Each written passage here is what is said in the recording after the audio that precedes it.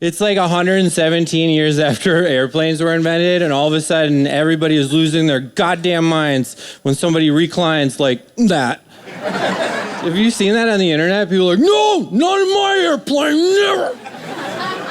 If somebody reclines into you, don't get mad at them. That's never gonna work. Just lean your face into their chair and be like, Oh, yeah. I wish you could lean back further.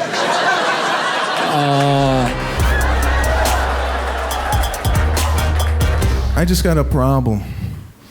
Impatient people. Airports. Enough. What is going on at the airport? Could we put a dress code at the airport? It looks like a slumber party. Do people care what they look like anymore? They just come out now as is. They must roll out of bed. And then they're at United. What the?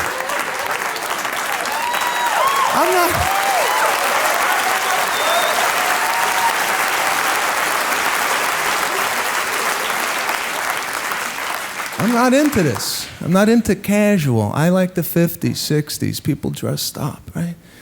I'm not into this whole casual. You meet these people, I'm comfortable. I don't care what people think of me, as long as I'm comfortable. Yeah? I'm uncomfortable that you're comfortable.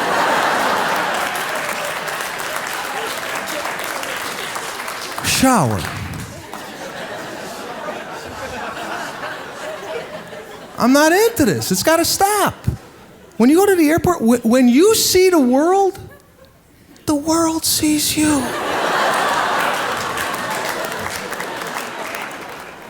And now what we do, we sit down in the plane, and now we look to see what catastrophe that's going to be sitting next to us for 5 hours.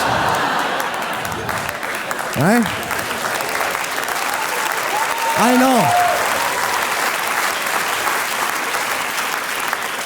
And it's never this. It's never these beautiful ladies. I could tell my guy. I could sense it, right? Like he gets on the plane, we make eye contact, like, oh, this is him. I love Atlanta. I love the A. Yeah, y'all get crazy. Y'all strippers don't stop twerking. That's crazy. I love Atlanta, man. I was in the airport for 5 hours because they got 2 inches of snow and shut the whole city down. That shit was amazing to me, man. People left their cars on the highway.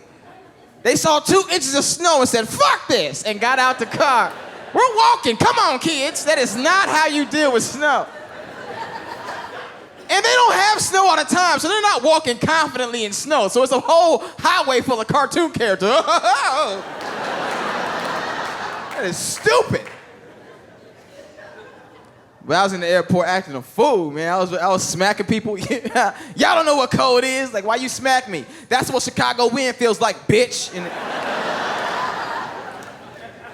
Turn up. I like to say turn up after things I do wrong. It's great.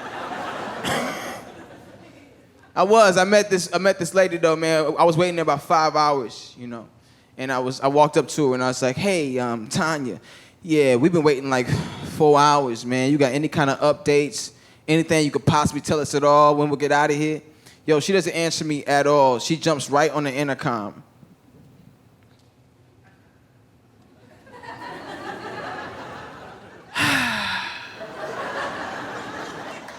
Thank you for choosing Delta Airlines. This is Tanya. Now, I know some of y'all got questions.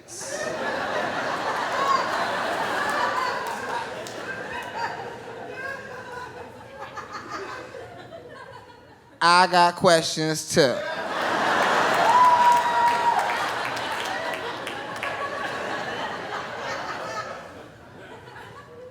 But right now, we ain't boarding the plane because we can't find the captain. I don't know. I don't see him, so I don't know. So if you got any other questions, I'm gonna need you to be like Superman, lifting a Mustang and hold your horses. Thank you.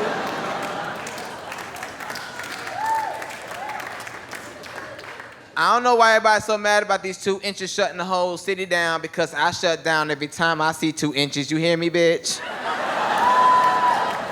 And we are Facebook friends, because that was some gangster shit to say at your job. She was at work. Her manager, Todd, came out and was like, excuse me, Tanya. Yeah, Tanya, you can't say that on the intercom. And Tanya turned with no hesitation and was like, Todd, I've been working 16 hours every day for 7 days straight, and I ain't got no goddamn bonus. I say whatever the fuck I want.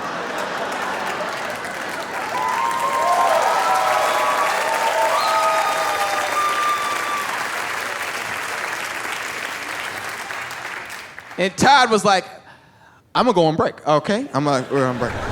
I'm one of the worst drivers I've ever seen, and I just want you all to know that if you're ever on the highway behind me, I hear you honking, and I also don't want me to be doing what I'm doing. I don't like that I'm in that lane either, and I sure would like to get out of it. I was on the highway in Texas recently, which was like a highway filled with 13-year-olds, and I was in the far left lane.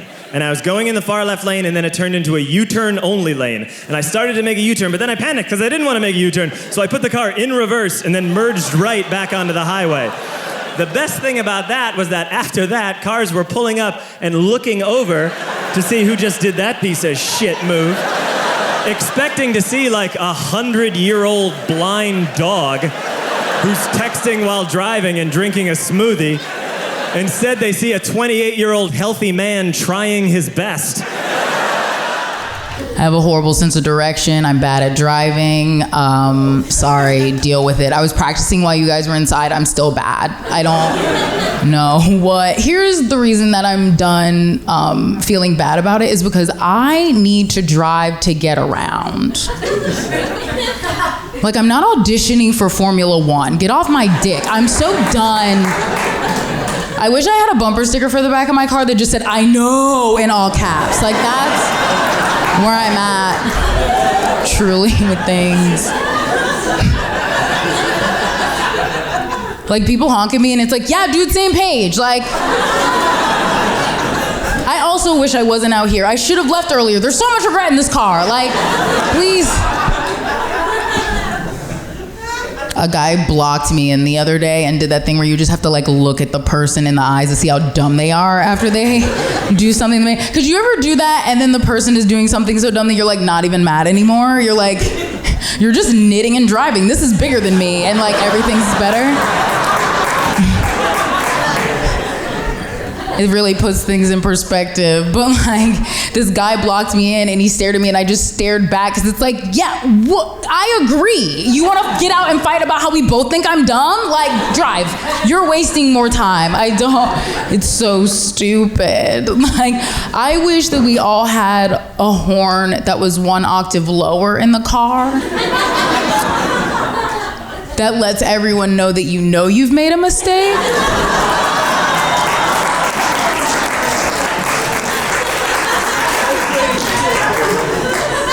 And you're no longer accepting outside feedback. That's really what I need.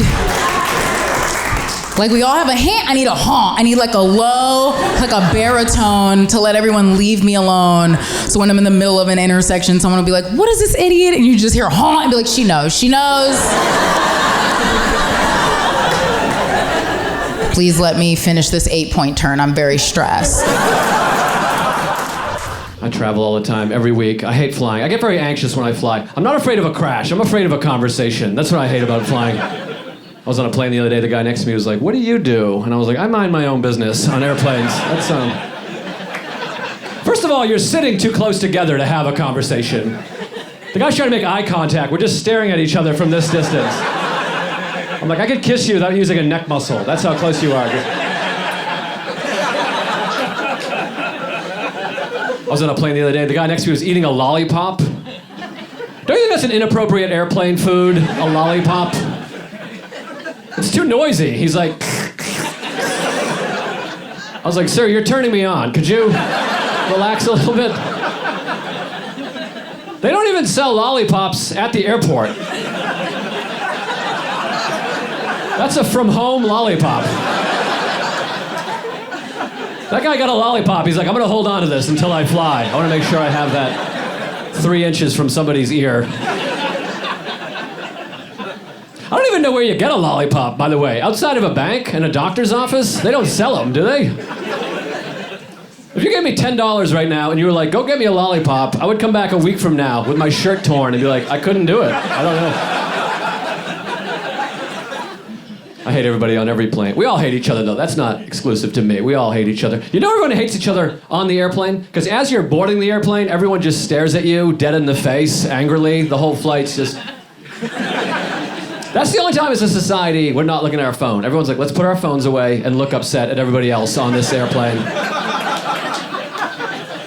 I hate it, but I do it too. I'm just as guilty. As soon as I sit down, I'm like, look at this fucking idiot getting on the plane. What? Back there. It doesn't matter where you are on the plane. You feel better than everybody behind you, don't you? You could be in the second to last row. This one guy behind you, like, what a fucking idiot back there. Embarrassing, loser. Last row. I was on a plane the other day. I hated the guy behind me. He kept yawning out loud the whole flight. Am I a psycho or is that annoying? The whole flight, he's like, for like 5 hours. I wanted him to die, I swear to God. I was like, I hope this guy passes away on the flight. First of all, you don't need to make a noise when you yawn. That's a decision. He's deciding to do that. It's like if you were hungry on a plane, you were like, I'm hungry! People are like, you all right? Yeah, I'm hungry. I like to let people know when I'm hungry. I think it's important for people to know that. People yawn out loud, they want attention. That's why they're doing it. They want you to be like, oh my God, are you tired? And they're like, I am. Here's my entire life story of how I came to be tired. Don't fall for it. It's a trap. Plus, isn't it fun to not ask somebody a question when they really want you to ask them a question? You ever do that when someone's like, I had a wild night last night, and then you're like, neat, and then you just walk away? That's like one of my favorite things to do. Just tell me your shitty story. Don't make me ask for it. I flew recently. I was at the airport, LaGuardia Airport here in New York. That's my home airport. I was walking to the terminal. They were playing Welcome to the Jungle by Guns N' Roses at the airport. That's a weird airport song. I'm a rock and roll guy. I love Guns N' Roses. I'm cool, but it's a little much at the airport. I'm walking to the terminal. I just hear da-da-da-da-da-da-da-down, da-da-da-da-da-da.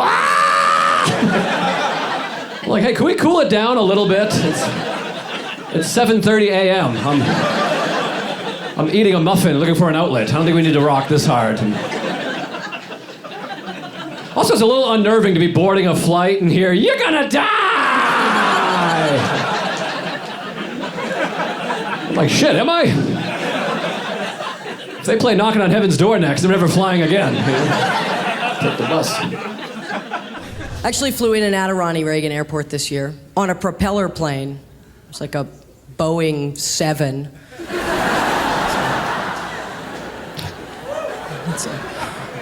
It's a real trick for me to get on a tiny plane like that. I have a horrible fear of flying. I get on the plane, I fasten my seatbelt, and I do not unbuckle it for the duration of the flight. Because if the plane is gonna plummet 6.5 miles out of the sky, that little strip of nylon might save my sorry ass.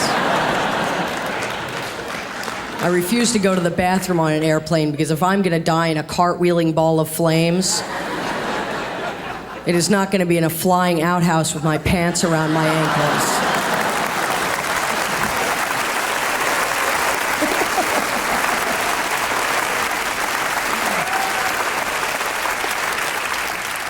Sit in my seat and read the emergency information card over and over. They can get rid of page 3. That's the water landing section. There is no useful information there. At the top, they show you how to use your seat bottom cushion as a flotation device.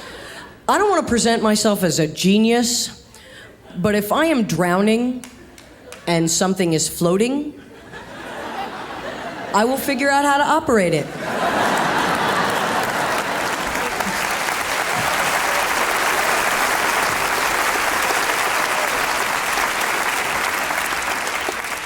Seat bottom cushions, suitcase, dead pilot. I will save myself.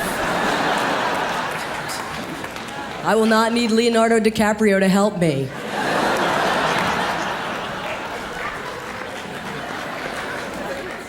Then they show you how to exit in the event of a water landing. I think we've seen exactly how likely they are to be able to land one of these puppies in the water. I'm pretty sure I'll be exiting as I land.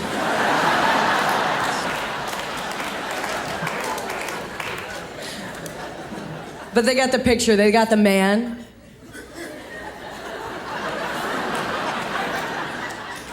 Jumping calmly out onto the escape slide. Always a man. There's a woman waiting patiently to go next. Always a woman. Because it's ladies first until the plane falls out of the sky. Oh, I done made it out here. We out here. LA boy, let me tell you something. Well, it's a privilege for me to be shooting a special Comedy Central. Oh, I done made it. Huh? They done cut the check. Oh, I done made it. But one thing about it, though, I just can't forget where I'm from. I'm from the South. I'm a conservative black man. Just because I made it, that don't mean nothing. I ain't used to money. So when they cut me the check, I still find myself being cheap to me. Am I the only one? Have a pocket full of money, but you still seem to do the cheapest shit you could possibly do? Man, they cut me a check. They said, Mario, you got to get to LA. I said, it ain't nothing. I went online and found the cheapest airline I could possibly find to get a round trip from Atlanta to LA back to Atlanta. I went to Spirit.com. Oh, y'all must have heard about it. I booked a round trip on Spirit, $42. I'm looking on the website like they must have fucked up, put the wrong shit on there. $42? Bucket. But me being a cheap person I am, I booked the ticket, but you know when you sacrifice quality for quantity, you go get your money worth. I booked the ticket, $42, round trip. Atlanta to LA, LA to Atlanta. And you know, you get a little cheap flight like that, in your mind, you thinking, I already done made it. I'm on my way to LA. I'm gonna show my ass. So I'm at home packing my clothes. And if you on your way out of town to do some big stuff, you know, you packing everything in your closet. You packing stuff you ain't even wore in your own city yet. You like, you know what? I might wear it in LA. I'm telling you, my suitcase is so fat, I'm sitting on shit. I'm trying to press it in. I'm coming through the airport, I got my shades on, I'm already winning, what? I paid $42, I'm somebody. I'm coming through the airport scrolling. I get to the little Spirit kiosk. The lady looked at me and she said, I see you checking the bag, sir. She was already on it. One thing about Spirit, you gonna pay a little cheap $42 for that trip, but you better not check no bag, you hear me?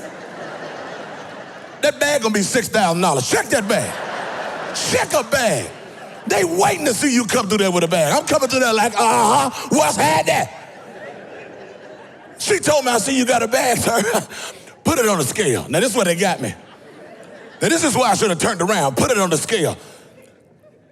Spirit allow you $100 for 50 pounds, but it's $5 each additional pound after that. I put my bag on the scale. I said, good. Now, you know your bag heavy when you got a little bit.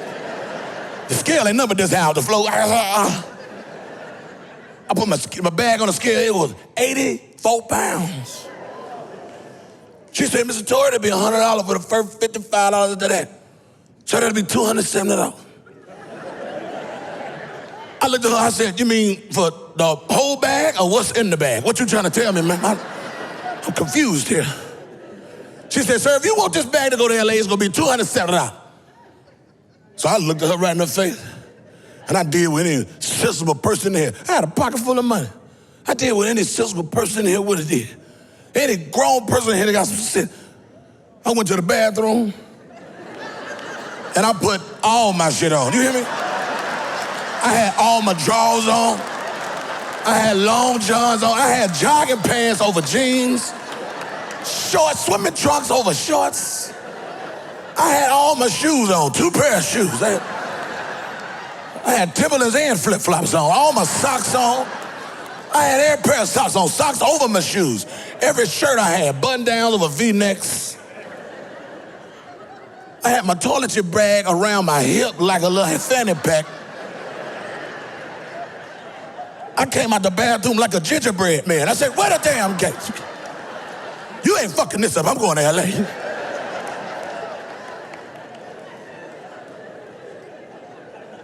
Now, when I got on the plane, I'm already walking like a gingerbread man. I'm hitting babies in the head. It was an old man, soft spots on their head.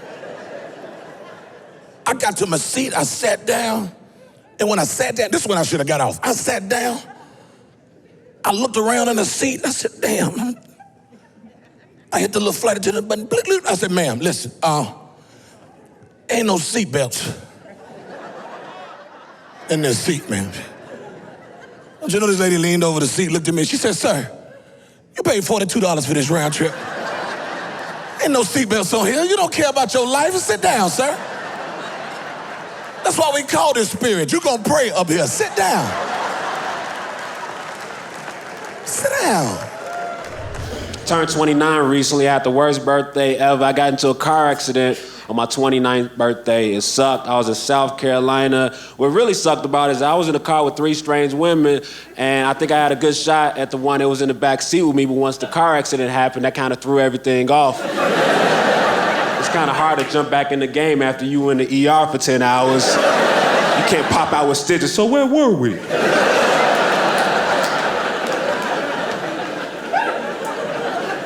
I woke up. It sucked. I didn't even have that moment in the car accident where you get to say, oh, what's happening?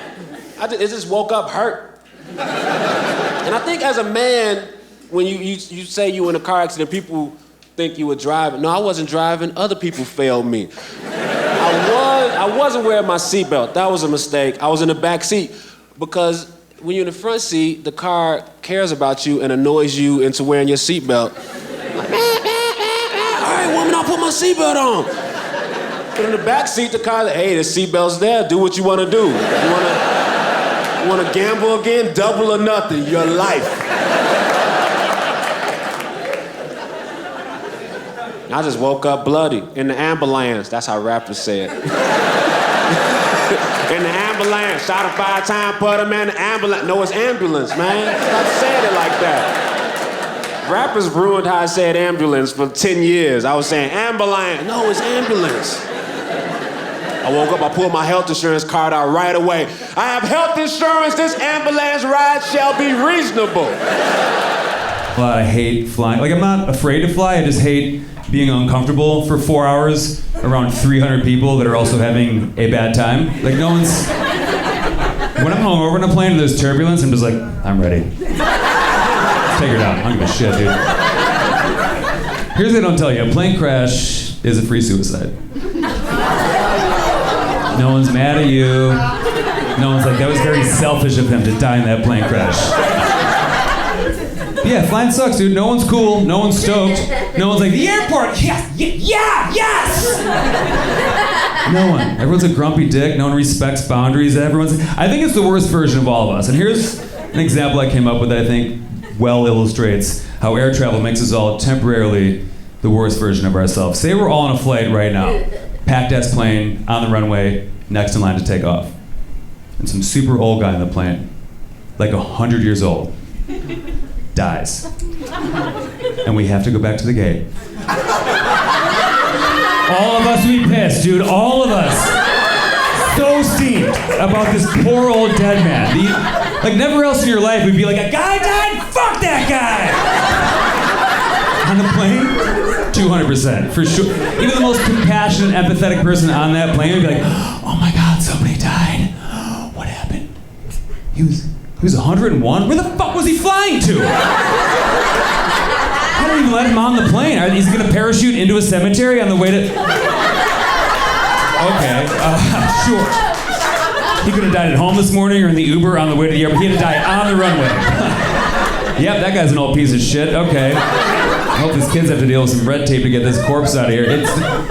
Now, okay, whoever's sitting close to the dead guy, all right, like whoever's sitting right next to the dead guy and rang their call button, to be like, hey, I think this guy's dead. I'm gonna find him just like, he is dead. We gotta go back to the gate. Everyone in earshot of that would be like, hey, way to go, dude. You fucking chode, are you serious? You gonna pretend like he was sleeping till we got to O'Hare? You had to ring your shit? Cool, man. Half this plane is connecting flights to see their alive families. Did you think about that? Of course you did, because you're selfish, dude. Grow up. Sit next to a dead guy for 3 hours. He's not gonna do anything. Boost! He's not gonna fuck with you, dude. He's dead. He's dead. We're good. No one dies and then their ghost stays on their flight. Like, that guy's gone, man. Fuck. Don't point at him. He died silently like a man. This is your fault. You ran your shit, dude. Are you gonna ask the pilot if there's any homework, you fucking dork? Yeah. You're a dork, dude. Carry this dead guy out here. It's a tense time to speak your truth. It's tense everywhere you go.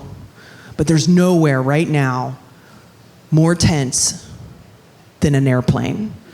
Like, have you felt it? Inside an airplane right now, it is crazy. People are just ready for anything. They're just ready. Everybody's got their phone open to the video app and their thumb is just hovering over the red record button like, I'm gonna be ready. You try it, I'll be ready. Like, just in case like a flight attendant is dragging out a racist toddler and kicking it in the head, it's like, I'm gonna get this. Hashtag justice for somebody, we're not sure who yet.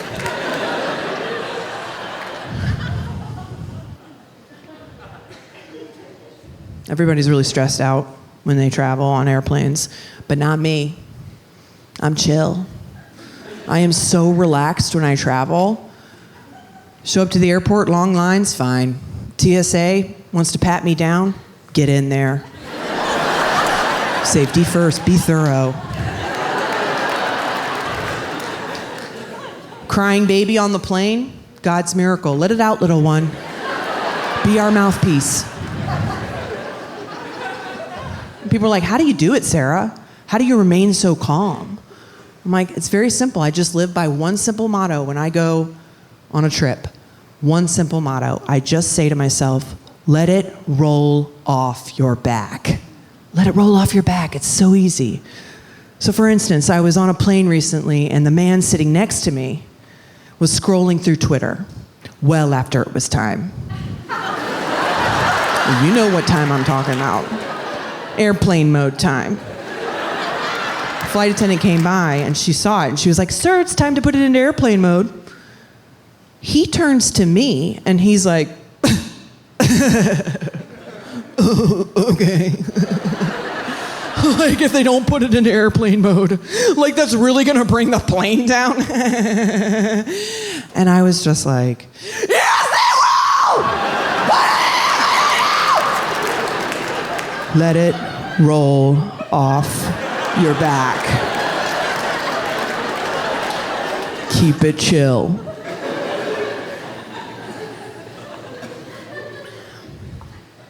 Life tips. Feel free to use these. As I've noticed anxiety going up on the airplane, I've noticed a correlating uptick in loose animals on the plane out of their package. Has anyone else noticed this phenomenon? There's more loose animals than there used to be on the airplane.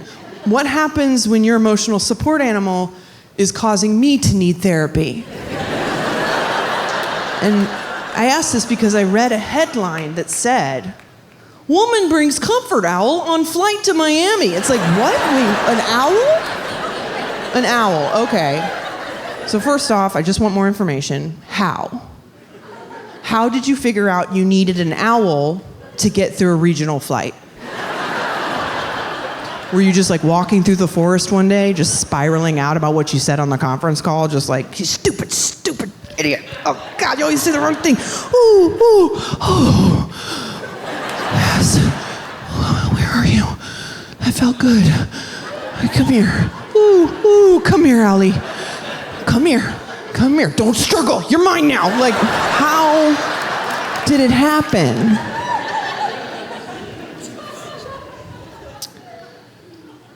Second of all, I don't know if you guys are familiar, experts obviously know this, but the owl is the devil's bird.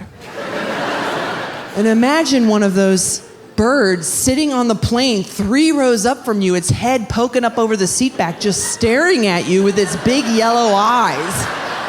And its beak pointing down, and there's like a mouse tail hanging out of it, and it's still moving.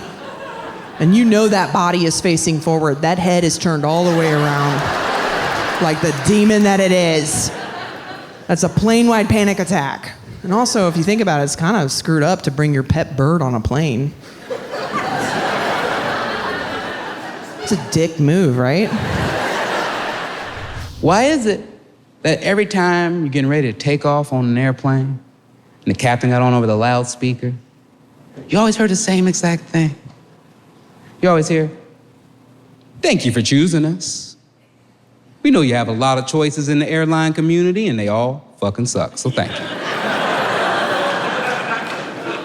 We got a great crew on board for you this evening. Barbara's here. Oh, you gonna love you some Barbara. We even got pretty good weather conditions. So I'm gonna do my best to get us in a few minutes early so that we can just sit on the runway for another half an hour.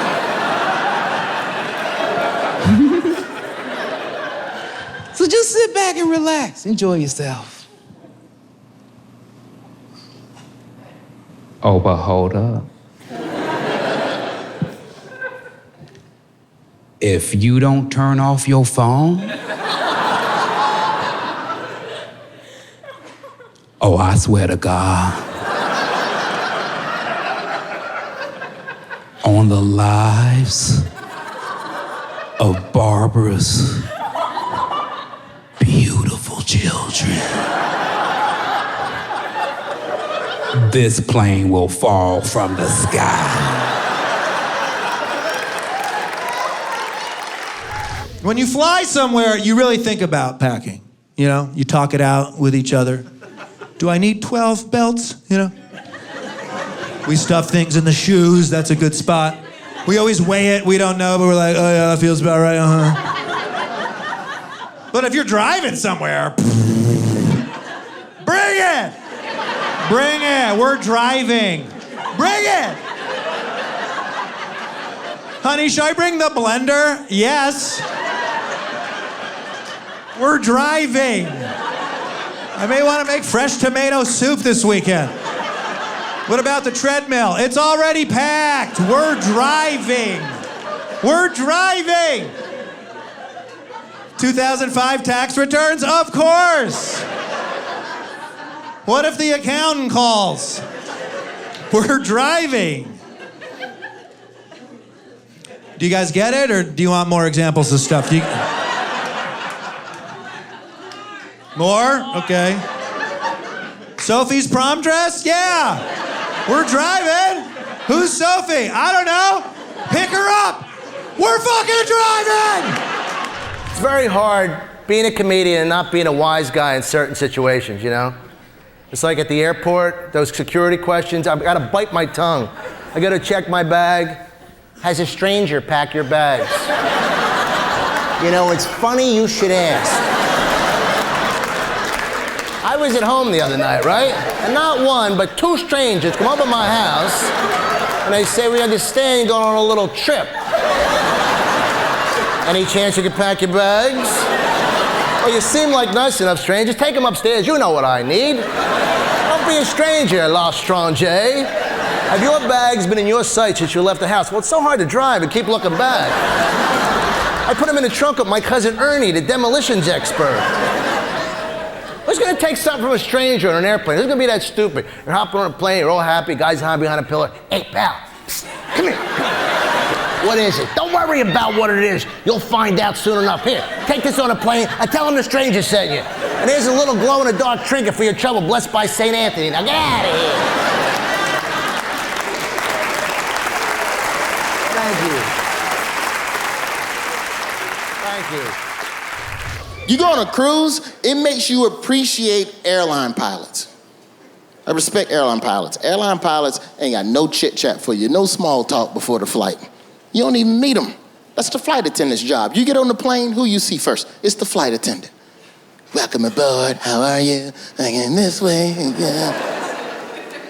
Captain ain't got time to talk to your goofy ass. You get on the plane, look in the cockpit, what you see? 2 alcoholics checking buttons. That's all you see.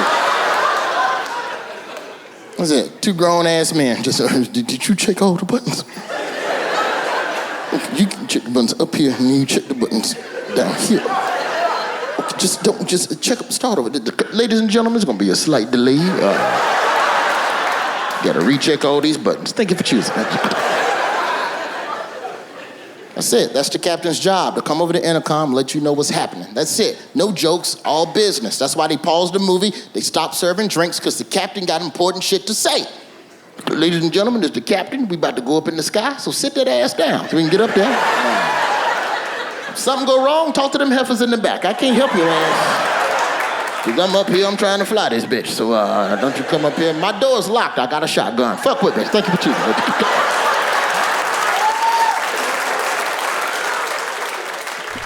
I'm so happy to be here. Thank you, Comedy Central, for making my life better and not flying me on Spirit Airlines here. How about that?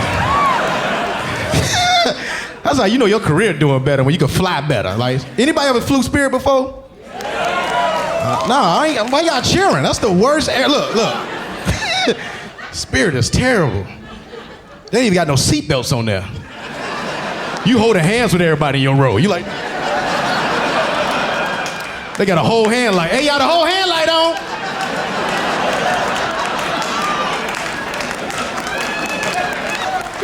The whole hand light. All they flight attendants, old black men with attitude problems. Let me tell you what happened, right? I was sitting in the emergency, right? This is a true story. I'm in the emergency seat, and you know they ain't supposed to give you directions or make sure you can save people. He came over there with attitude. God damn it, let me ask you something. If this plane go down, what the hell you gonna do for us? What the hell you mean? Are you Wesley Snipes or not? Can't save you. No, it's nice to be home. I had a f***ed up week. I had a long week. I had to fly Cape Air. I don't know if anybody's ever flown Cape Air, but I'll tell you what it is. It's a Volvo that flies.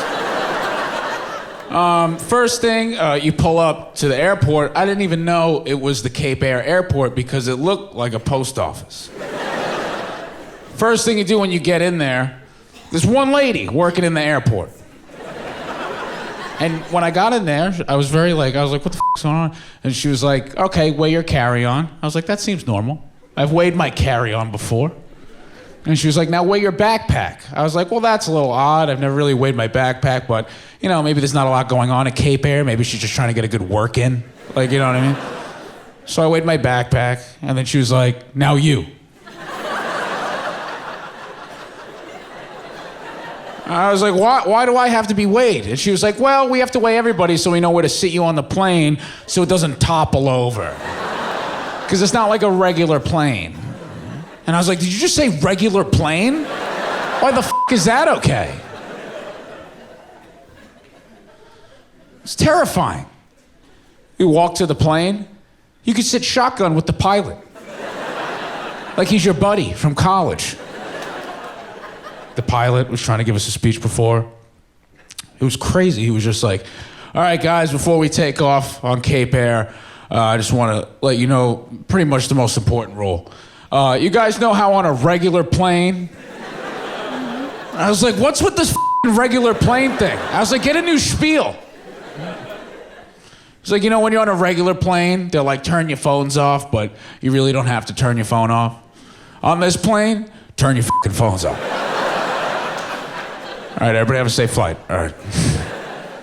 My dad's very protective. He'll do anything for his kids, right? But it ends up backfiring on him because we act more irresponsibly because we know he's there to save us, right? So like recently, my little sister, she's the baby, you know? So she was driving her car in Massachusetts, a state over from where my parents live in Rhode Island. Her car starts breaking down. And her first instinct is just call my dad and go, Dad, my car's breaking down. It's in Massachusetts. I gotta go to work. Can you go get it? And he just goes, okay, just does it, does anything for us, goes all the way to Massachusetts, takes a cab to a bus, to another cab. He gets there, the door's locked. She forgot to leave the door open, right? He calls her at work. She has to get pinged at work. It's embarrassing. He has a temper. It's like, boom, Monica, your dad's on line 1. He's like, what are you doing? You left the car. I can't have the car. Why you left the car? He's like, I didn't left the car. He's like, you left the car. I can't get in. He hangs the phone. Then he calls his tow truck buddy because he just has weird friends everywhere. Because he's a dad. The guy comes, unlocks the door. When the door opens, a waft of pot smoke billows out of the car. He's Muslim. He doesn't even drink. He looks down. There's a bong laying on the driver's seat. A bong? It's like, what are you, a cartoon character? Like, who's smoking a bong and driving? Like, how high are you trying to get? It's like, get a joint, be responsible, have a hand free. Grow up. So my dad calls my mom. It's like, she's a pothead. I knew it. She's a pothead. My mom calls my sister. It's like, boom, Monica, your mom's on line 1. She's like, what are you doing? Dad's going crazy. I don't know what you're talking about. She hangs up the phone. My dad tows the car all the way back to Rhode Island. He looks at the car and he realizes that's not her car. Just towed some stranger's car. Towed some pothead's car. And it wasn't even on the side of the road, it was in their driveway. They just took a car out of a driveway. Yeah, I'm just gonna leave my car in a driveway in Massachusetts. This poor pothead comes out of their house, they're just like, oh, shit. Where did I? Just goes on an adventure looking for their car. I thought I had a car. Did I have a car? My mom started freaking out. She's like, honey, this is a federal offense. You took a car over state line. So she made my dad call the cops, and he's like, hello, I'd like to report a car theft. It was me, I stole the car. I'm sorry, I'm bringing it back. And then he just put it back in the driveway and left. It's like, this poor pothead just comes back from their adventure, and they're just like, the driveway. Should have checked the driveway. I got involved in the stock market last year. That was a big deal for me. I'm a stockholder. Thank you. I don't know if you guys are doing as well as I'm doing, but if you save up like $37, you could buy stock in a company. I bought 3 because I had a really good fourth quarter last year. But you don't got to start at the top. You could just work your way up to where I'm at. And I see some young people in here. I don't know how much y'all know about finance, but I'll teach you guys this. When you buy stock in a company, you actually become part owner of that company. So I'm not trying to sound like I'm better than anybody else here, but I'm not just a comedian. I'm also part owner of Delta Airlines. Oh, thank you. Look. That's fine. I appreciate it. Listen, y'all don't gotta clap. It's cool. I'm not one of those arrogant CEOs. I don't need that type of acknowledgement from anybody. To be honest, I don't even like to talk about it. I swear to God, you wouldn't even know unless you check my resume, LinkedIn, or Tinder. That's the only place I talk about it. I tell you guys the truth. I don't even think Delta told the employees yet. I don't think the employees know who I am. I'm serious. I was flying back home from Chicago, and I got my boarding pass, and I was sitting in zone 3. And I was like, zone 3? This is weird. But I was like, you know what? I'm not gonna make a big deal about it. I guess it's just gonna be like an undercover boss type of situation. I'm gonna get to see how my employees work, you know? I didn't make a big deal. I didn't try to fire anyone or anything like that. But I did try to board the flight early. When I got to the gate just stopped me. Could you believe she stopped me? She didn't know. She didn't know who I was. She was like, sir, we did not call your zone yet. And I was like, miss, you must not read your emails. But I own $111 worth of this company. So I'll get on whatever the hell I want. Bridget. I'm thinking about selling, to be honest, if anybody still has their refund check. We can talk after the show. Work out a good price. In conclusion, I'm going to do a character that I'm working on, and it's called The Lady Who's Had It With Stuff. Okay, so you know what? I've had it with putting gas in my car. How many times am I going to have to go through this?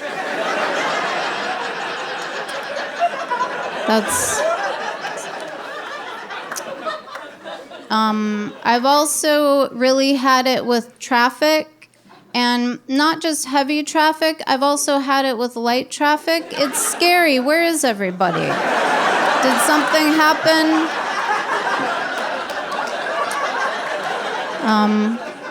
And then the last thing, and it's the worst, I've really, really had it with people who impatiently wave at me to cross the street in front of them at a stop sign. Motherfucker, I don't answer to you. Okay? You go. I don't know an awful lot about New York. I've been here a couple of times. I love New York. It's a magnificent city. The thing I love most about it is its diversity. You know, I never knew there were so many different ways of saying you. It's fantastic. But one thing I wouldn't do here is I wouldn't try and drive in Manhattan. You drive like crazy here. You know, I don't approve of drink driving, but I'd need to have a few drinks to pluck up the courage to drive, you know? Yeah. It's mad on the roads. Now, the most dangerous people on the road are the ambulance drivers. They're reckless. Now, I've no respect at all for that particular emergency vehicle. And the thing I dislike most about the ambulance is the way they have the word ambulance spelt backwards, emblazoned across the front of the vehicle. Now, the thinking being that you're driving along in traffic and you look in your rearview mirror and you see, oh, there's an ambulance behind me, so I better pull over. You know, that's assuming that you haven't heard the incredibly loud siren in the first place. You know, they think we're idiots, don't they? So whenever I see an ambulance coming towards me, down the wrong side of the street, as they often do, I think to myself, well, I hear the siren all right, but how can I be sure? You know? Huh? How can I be sure? You know? I'm trying to be more tolerant, you know, there's too many, everybody's got their own thing going on. It's a waste of time to not be open-minded and learn these things. I'm trying to be tolerant, but it's difficult. That tolerance, it's tested routinely. I was on a flight going from Denver to Chicago, and halfway through my flight, midair, 35,000 feet, guy sitting next to me starts eating pancakes out of a bag. Not like a Ziploc bag with like a little seal and like a hey, I meant to do this vibe. Like a bag from the store. Not a store that sold pancakes. See what I'm saying? Like a Foot Locker bag. They give me, they're just loose. They're just loose in there. They're like bingo balls, just loose. And there's nothing wrong with what he was doing, morally speaking. But you gotta realize that if you do some wackadoo shit like eat pancakes out of a shoe store bag on an airplane, you're forcing strangers around you into a world of questions they never anticipated they would ever have to ask. First off, what? First off, all the questions, all of them. First off, every question. Why? How did you get to this point in your life? Where are you going?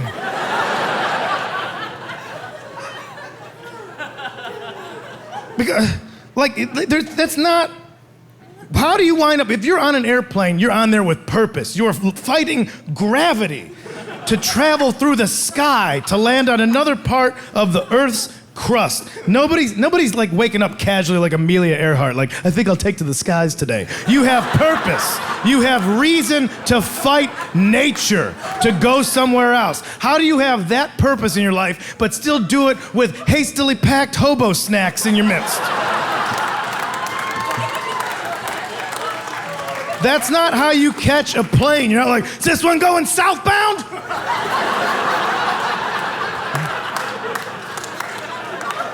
Haven't seen Grapefruit Joe in a while. Drop in, we'll share some beans. That's not how you catch a plane. This job is the best job. And for this job, I gotta travel all the time. And this happens to me all the time. It happened when I came here. I had to go to the big TSA machine where like you put your hands at the top and they see like your tampons and stuff. Right? So I had to go through, and the woman stops me. She goes, "Excuse me, miss, we have to stop you. Your butt set off the machine." Yeah. You guys know what that means. It means that this ass is a threat to Homeland Security, you guys. Look at it! Oh no! It's so dangerous! Oh, it's coming right for you! Don't look at it. Don't look at it. If you look too deeply, you'll see your future. So, this happens to me every time. It always happens. And this is why. It's because my thighs touch. That's it. Yeah, because I'm constantly marinating down there all the time. Oh, I see some people are uncomfortable with that thought. Yeah, that's right. It's like a brisket. It's got a good 12-hour marinade going on right now. Do you like barbecue? All right. You're creepy. It's not, I was the creepy one. That was my fault. I was hungover on a flight the other day. That's the worst. Oof, flight hungover. Oh, God. I hate flying. That's the only part of this job I hate. I like a train. Give me an Amtrak any day. No bag check, no security. It's almost like they've never heard of a terrorist.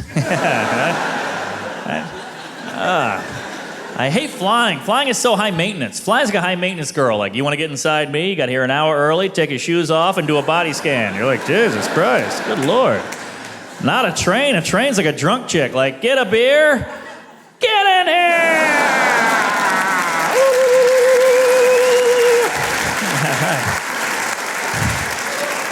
No security on a train whatsoever. You can walk on a train with 3 suitcases full of cocaine. Like, hey, if you see something, say something. Choo-choo! This is how sad and desperate trains are. Trains don't ask to see your ticket until the train has left the station, right? They've already started moving, and then they ask, how much of a fuck could they really give? Tickets, please. I don't have one. Well, you gotta buy one now. I don't have any money. We'll figure it out. Yeah, enjoy Newark. All right, yeah. I just hate flying. They've ruined it. It's so nerve-wracking. Every flight's an anxiety attack, you know? Every time I have a flight, I feel like it's my first day of class all over again. I'm 8 years old. I'm back at school, you know? You're on that plane, single file line, book bag on, just trying to find your seat, you know? Then you finally get to your seat, people pull out snacks and start farting, right? Yeah? All right? And the flight attendant, she's terrifying. She's like the teacher, you know? She's kind of hovering, she's nerve-wracking, you know, she scares you. She walks by, you hide your phone, pretend like you're reading. Yeah. You know, she gives you a little lecture, hey, seatbelt. You know, then the pilot, he's like the principal. He's up in his office, comes on a loudspeaker, you know, right? You don't really want to meet him, but you know if you do, you're in trouble, right? Yeah, right? And you're like, all right, I gotta pee. You can't pee now. I'm 32 years old. It's not pee time. Sit down. Jesus Christ. Good Lord. Now you're pissed. Now you're just waiting it out. Oh, my God. Just like class. How much longer? How much longer? Jesus Christ. You're counting the minutes. Then the plane lands. The bell rings. You grab your stuff. You fight your way through the building. You find your mom. She drives you home. My thing, I just don't like driving women home, man. That's the thing. Yeah. I always meet the women living in bad neighborhoods. You know, they always say the same thing when they get out the car. And they get out the car like, don't drive away till I get inside my house. You know, like if somebody out there, I'm gonna get out of my car. I might roll down the window like, hey man, don't be doing that to her. You better leave her. That's right, I'm talking what?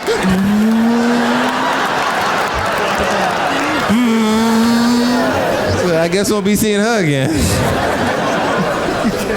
I drive around the block, try to help her out. Leave her alone!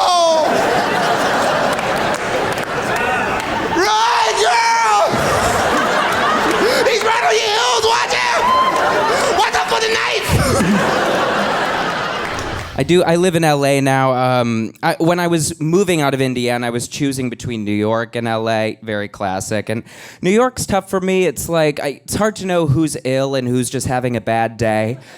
Like I was walking around the West Village one time and I heard behind me, shit, fuck, goddamn. And I turned around, it was Condoleezza Rice. I was like, Miss Rice, I am moving to LA. A lot of people rag on LA though, you know, people will be like, the traffic, I hate the driving, but that's actually like one of my favorite parts. Like, don't you like love your car? Yeah? Don't you just like love being in there? If something smells, it's yours, you know? You can like win imaginary fights with your friends. There's just a little bit of danger in your life from when you're texting and driving. I'm constantly doing. It's to a point where it's like, I'm not texting and driving, I'm browsing and driving. Like, I got pulled over for it, and this cop was like, I saw what you were doing. And I was like, what, reading the New York Times? You guys are problematic. 1 ticket, thank you. But when you get a ticket for texting and driving, you have to go to traffic school to get rid of it. And in traffic school, they show you all these PSAs where teen girls get in car accidents and die. And they're always like texting their mom like, made the team, smash. Or they're with their group of gal pals and they're like, text him. And it's like, you get the popcorn, I'll get the tickets, dead, Jessica's face chasing pavement. And I'm like, I like this. I like learning through narrative. It's our oldest way of teaching lesson. But this is not my narrative, you know. I'm gonna die Googling macarons. Not even like where to find macarons, just like midday, I need to look at a beautiful cookie right now. I'm gonna die being like, WebMD, symptoms of schizophrenia. My last thought, like, yep, we've got that, Dad. I'm gonna die tweeting at Bette Midler. You know, when are you gonna do Hocus Pocus 2, Dad? And they'll be like, Miss Midler, you have to do this movie. It was the dying wish of a twink.